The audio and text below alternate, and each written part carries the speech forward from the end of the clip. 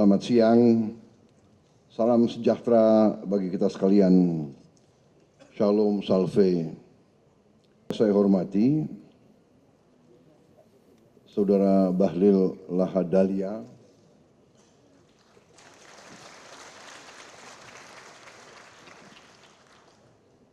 beserta Ibu Sri Suparni Bahlil dan Ibunda tercinta yang hadir juga.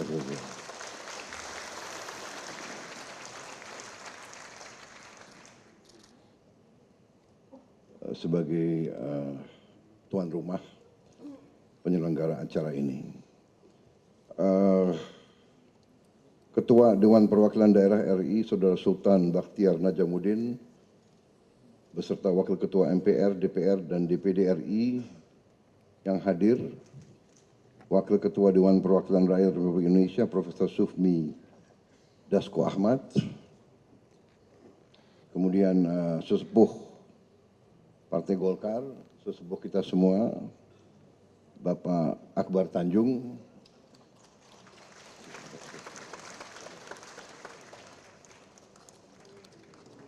masalahnya karena saya juga alumni Partai Golkar juga. Jadi kalau saya diundang di acara-acara Golkar, kelihatan banyak wajah-wajah lama, kawan-kawan lama ada semua. Memang Golkar banyak menyumbang kader-kader yang terbaik kemana-mana semua.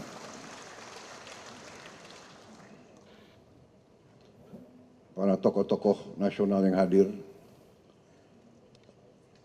para menteri koordinator, para menteri, kepala badan, Kepala BIN, Ketua Dewan Ekonomi Nasional, Jenderal TNI Purnawirawan Luhut Binsar Panjaitan, seluruh anggota Kabinet Merah Putih yang hadir,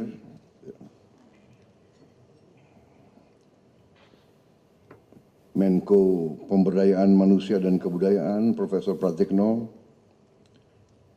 Menko Pemberdayaan Masyarakat, Saudara Abdul Muhaimin Iskandar, Menko Pangan, Saudara Zulkifli Hasan, Menteri Sekretaris Negara, Saudara Prasetyo Hadi, Menteri Dalam Negeri, Saudara Jenderal Polisi Purnawiran Muhammad Tito Karnavian, Menteri Luar Negeri, Saudara Sugiono, Menteri Perlindungan Pekerja dan Migran Indonesia, Saudara Mukhtarudin,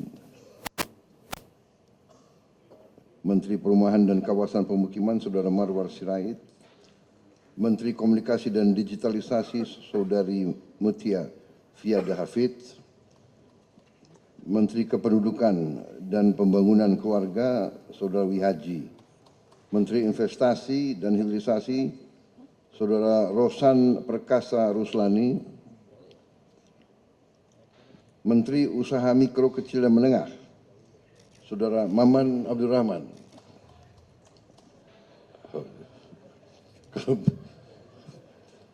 Maman soalnya ada keturunan dari India,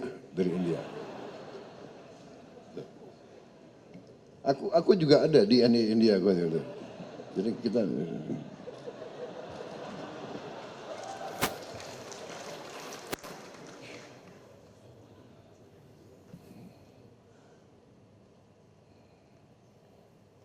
Menteri Pemuda dan Olahraga, Saudara Erick Thohir. Oh, enggak ada. Oh.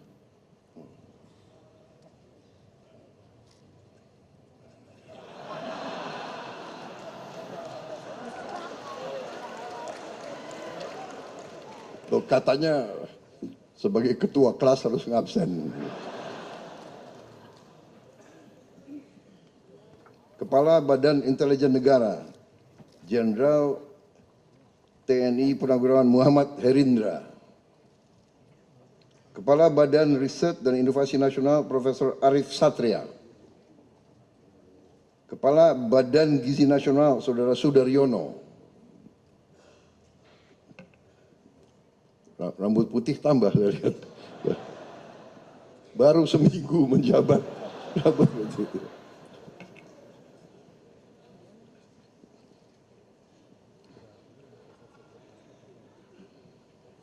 Tiap malam nggak bisa tidur.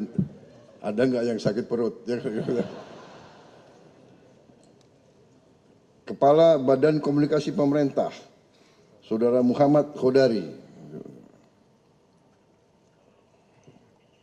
Sekretaris Kabinet RI, Letkol Teddy Indra Wijaya. Para kepala daerah yang hadir, Gubernur Kalimantan Timur, Gubernur Maluku Utara,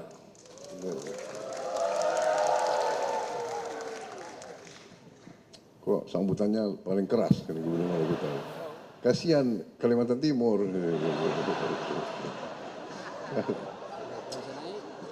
Ini audiens ini nggak boleh pilih kasih. Para bupati, wali kota, saya dengar ketua-ketua DPD provinsi seluruh Indonesia, hampir semuanya hadir, 30 yang hadir kalau tidak salah ya. 30. Seluruh hadirin undangan serta rekan-rekan pers media yang hadir. Media ini lengkap sekali di belakang kita.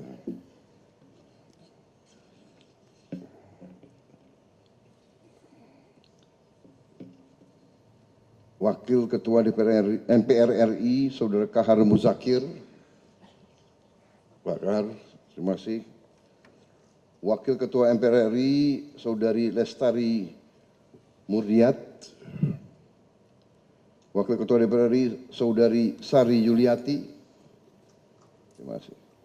Wakil Ketua DPD RI, Saudara Tamsil Lingrung.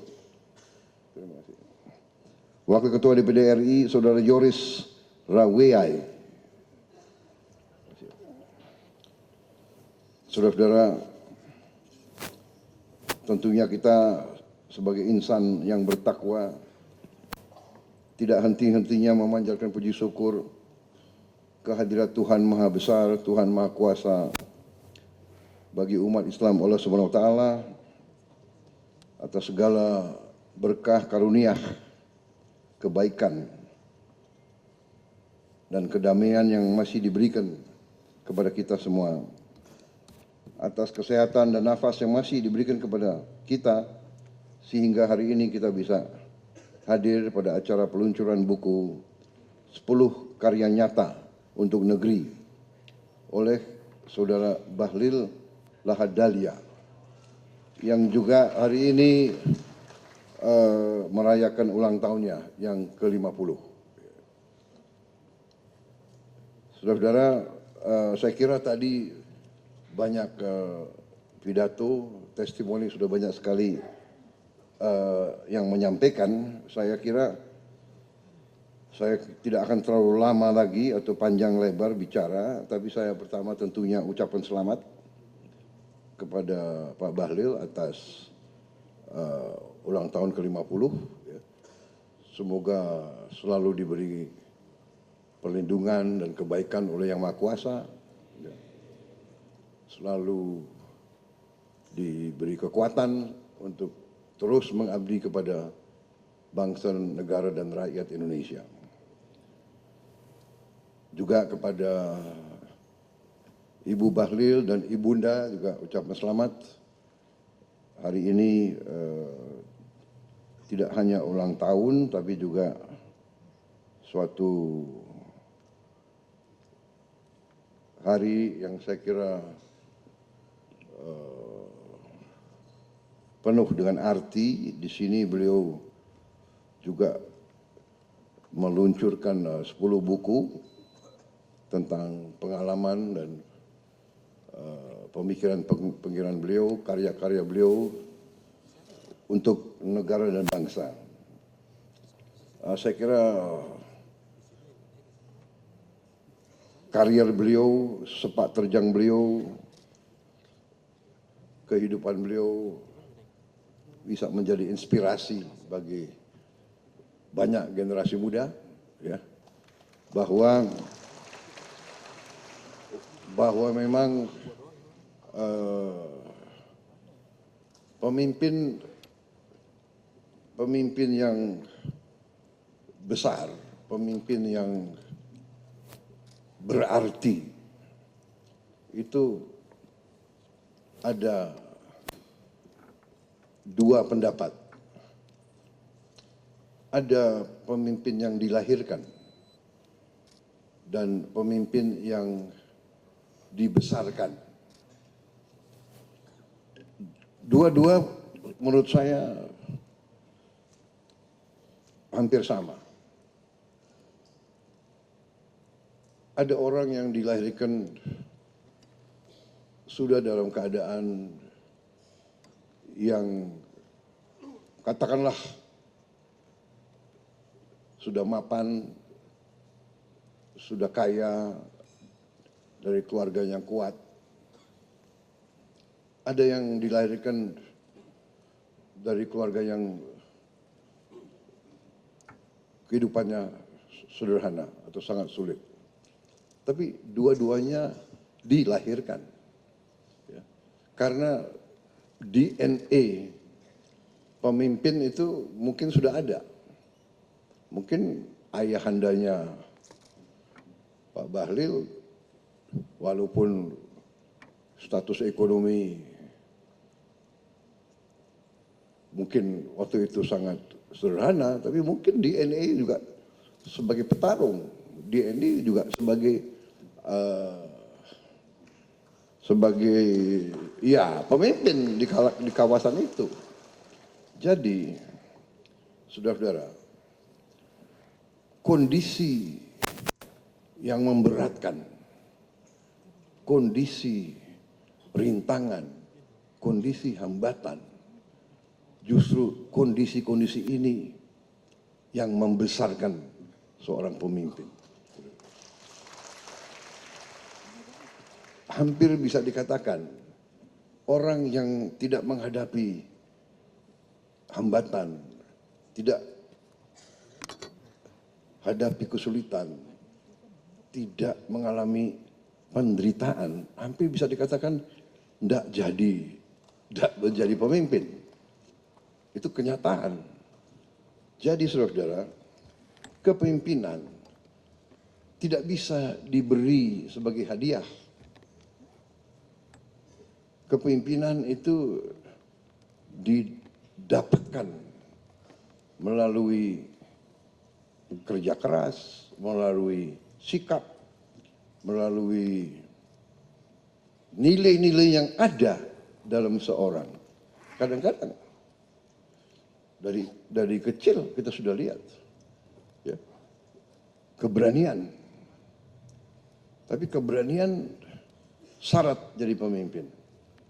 Tapi keberanian harus juga ditopang oleh nilai kebaikan, nilai kebajikan, nilai-nilai empati. Berani tanpa kebajikan akan muncul sebagai pemimpin. Tapi mungkin pemimpin yang tidak hati-hati, pemimpin yang tidak arif, pemimpin yang ujungnya membahayakan yang dipimpin. Jadi saudara-saudara, saya tidak lama kenal Pak Bahlil. Tidak, Pak Rozan 20 tahun, saya tidak kenal. Tapi kadang-kadang pertemuan 2-3 kali saja bagi saya, karena saya memang lama berurusan dengan masalah manusia. Seorang pemimpin tentara itu sering berurusan dengan manusia. Dari muda kita sudah berhadapan dengan 30 orang. Pertama kali itu, bahkan di akademi kita sudah berurusan dengan orang. Jadi kita sudah bisa lihat. Kita bisa menangkap apakah itu dikatakan getaran, apa dikatakan insting, mungkin bahasa Inggrisnya vibes, atau chemistry. Dan kita bisa menilai dari 2-3 kalimat, dari pembicaraan, dari tanggapan. Jadi saudara-saudara, tadi keberanian, tapi kecerdasan. Dan kecerdasan itu bukan dari sekolah menurut saya. Kecerdasan bukan dari sekolah. Dan ini sudah kita buktikan berkali-kali. Dan hari ini, sekarang kita buktikan lagi. Pak Bahlil, saya kira sekolahnya nggak terlalu terkenal, Pak Bahlil. Ya. Kalau dicari di Google, kampusnya udah nggak ada. Ya. Ya, dan itu sudah kita buktikan di mana-mana. Ya. Tidak menjamin sekolahnya di mana. Kecerdasan itu mungkin didapat dari jelas dari orang tua. Jadi memang bagaimanapun ya ajaran agama kita ya bahwa sorga ada di telapak kaki ibu, saya kira itu benar. Mungkin Pak Bahlil itu menjadi seperti sekarang karena pengorbanan ibu.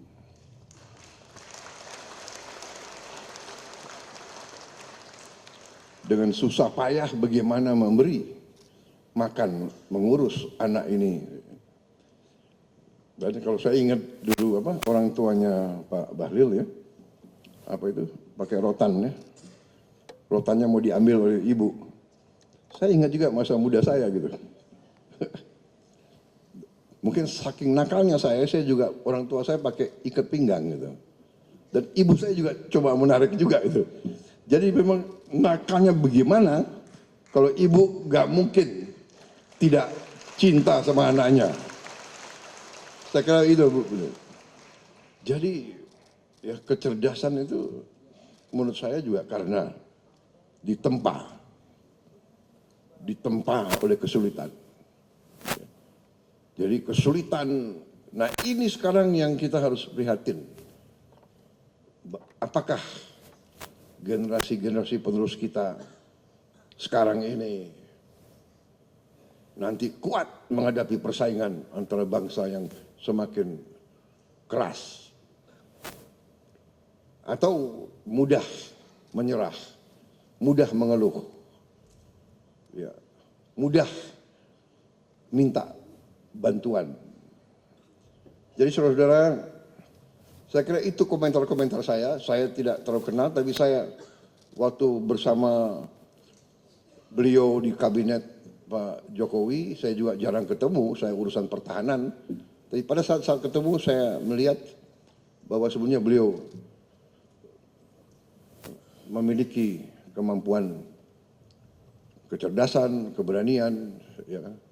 Dan memang kelebihan beliau yang ini jarang dimiliki oleh orang dari Indonesia Timur. Beliau mungkin itu pengaruh istri yang dari Jawa. Ya ini jasa istri. Coba kalau Anda, ya karena saya ini setengah Indonesia Timur juga. Jadi orang Indonesia Timur itu ciri khasnya itu ya ciri khasnya belak-belakan. Di alam Indonesia kadang-kadang tidak boleh terlalu belak-belakan. Nah ini saya kira pengaruh ibu istrinya Pak Bahlil ini. Ya. Jadi Anda berhasil lah agak menjinakkan orang Indonesia Timur. Orang Indonesia Timur itu ya kan keras kadang-kadang, cepat naik. Tapi saya perhatikan ini beliau orang Indonesia Timur, tapi pandai, ya kan? Kalau aku lihat beliau bisa bikin Pak Jokowi ketawa. Orang Solo itu susah ketawa sebenarnya. Ya. Orang Solo itu kalem. Iya kan? Lain sama Banyumas. Kalau Banyumas itu Bataknya orang Jawa. Ya kan? Kita ngobrol dianggap kita bertengkar. Gitu. Wartawan. Tapi hari ini Prabowo sangat sopan.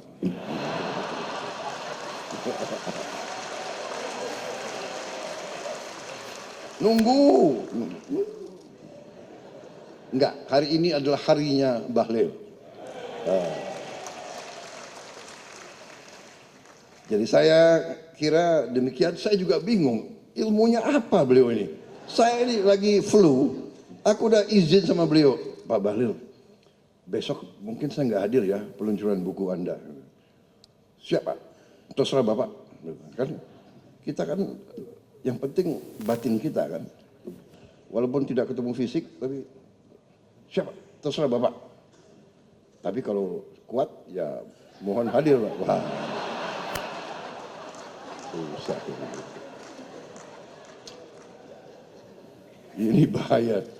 Orang Indonesia Timur kawin sama orang Jawa, bahaya ini. Dia belajar ilmu ya. Jadi orang Jawa itu repotnya gitu. Kalau apa itu istilahnya? Ya ada ilmunya lah menghadapi orang Jawa itu. Akhirnya saya ini nguatkan diri hadir hari ini.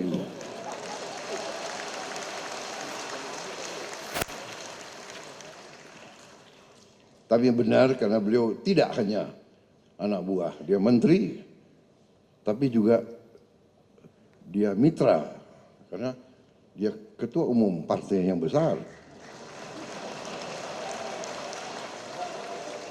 Jadi kita ini politik di Indonesia kan harus politik kebersamaan. Jadi selain beliau menteri, beliau ketua umum partai, ya kan. Dan terus terang aja saya 2 tahun ini kita baru berprestasi, tapi saya kira 2 tahun bolehlah kita ya. Raport kita oke, ya kan menurut saya ya. Kita sekarang berjalan, berdiri, menghadapi rakyat kita, menghadapi konstituen kita, menghadapi bangsa Indonesia, kita penuh dengan kepercayaan diri karena kita telah membuktikan bahwa kita berhasil dengan nyata, ya kan? Swasembada pangan nyata, saudara-saudara. Periksa gudang semua. Kita siap. Ancaman di dunia kita siap. Swasembada pangan kita menuju dan kita lebih kuat dari banyak negara lain. Saudara-saudara, dan juga karena Menteri ESDM dan Pertamina bagus mengelola energi kita, kita bisa menjaga BBM yang disubsidi masih kita tidak naikkan. Walaupun banyak negara lain sudah agak panik, Indonesia masih cool, masih tenang. Bukan tidak menghadapi kesulitan. Kita juga tadi disinggung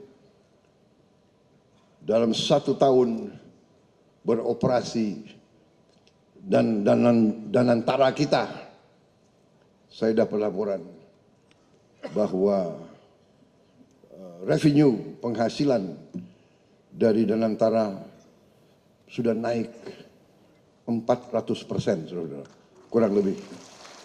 Ini terus harus kita audit, terus harus kita cek. Tapi kalaupun tidak 400%, 300% atau 200%, ini signifikan. Peningkatan signifikan dalam 1 tahun bekerja. Saudara-saudara sekalian, prestasi-prestasi kita real. Sekian ribu jembatan yang kita bangun, jembatan yang dirasakan oleh rakyat. Rakyat teriak, dan melalui teknologi kita segera tangkap, kita segera tanggap, kita reaksi, dan hari ini kita sudah mendekati 2.500 jembatan seluruh desa-desa di Indonesia yang banyak tidak diingat oleh banyak elit Indonesia, saudara-saudara.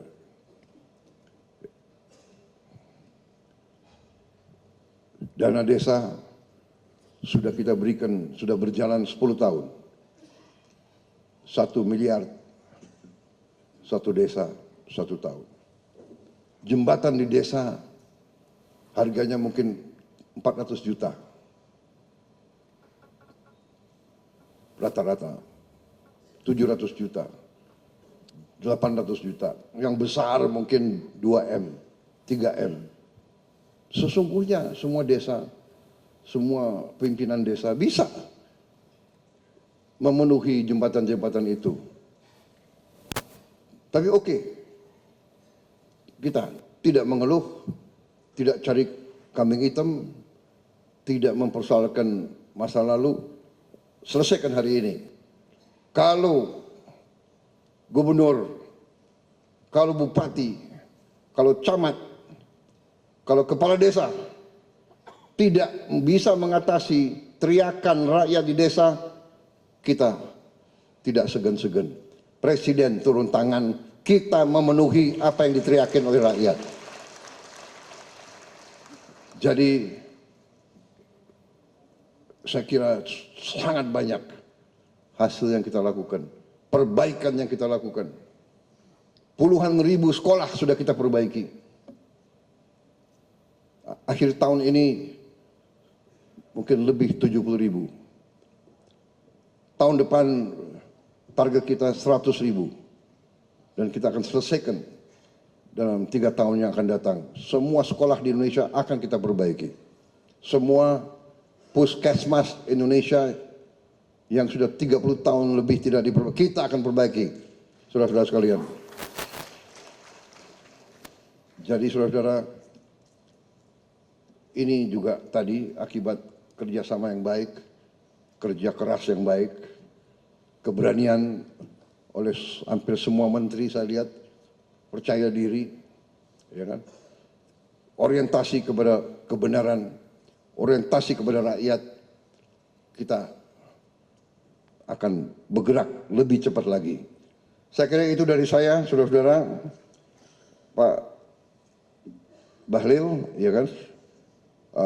Teruskan pengabdianmu dengan sebaik-baiknya, ambil manfaat dari apa yang sudah kau pelajari.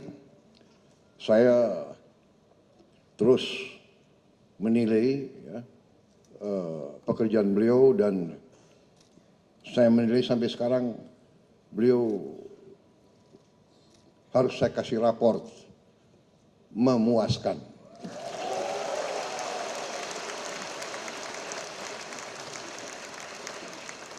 Dan orang yang bekerja sama saya lama tahu bahwa saya ini termasuk susah kasih nilai. Ya, karena apa? 100 itu milik yang maha kuasa. Ya kan? 99 itu milik Presiden Republik Indonesia. Ya kan? 98 milik, saya ulangi lah, nanti secara konstitusi saya salah. 99 dimiliki oleh MPR RI. Ya. 98 dimiliki oleh Presiden Republik Indonesia. 98. 97 dimiliki oleh DPR RI. Jadi kalau dapat nilai 91, 92 udah tinggi itu.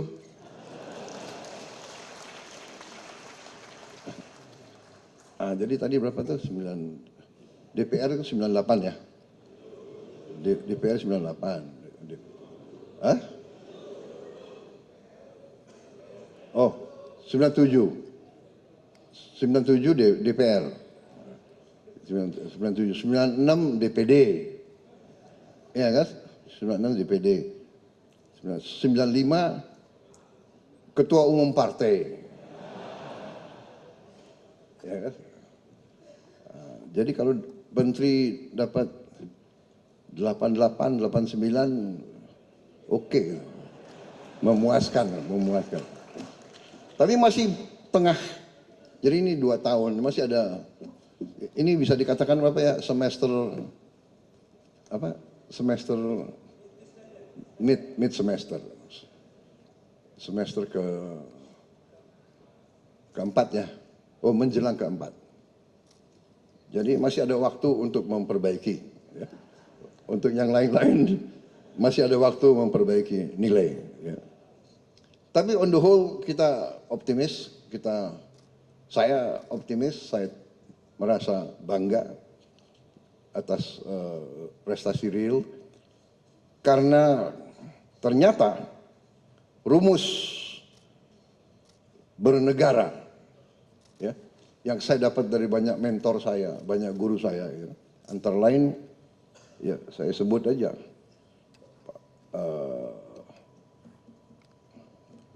Pak Gubernur NTT, ya kan, Ben Boy, saya anggap guru saya, salah satu.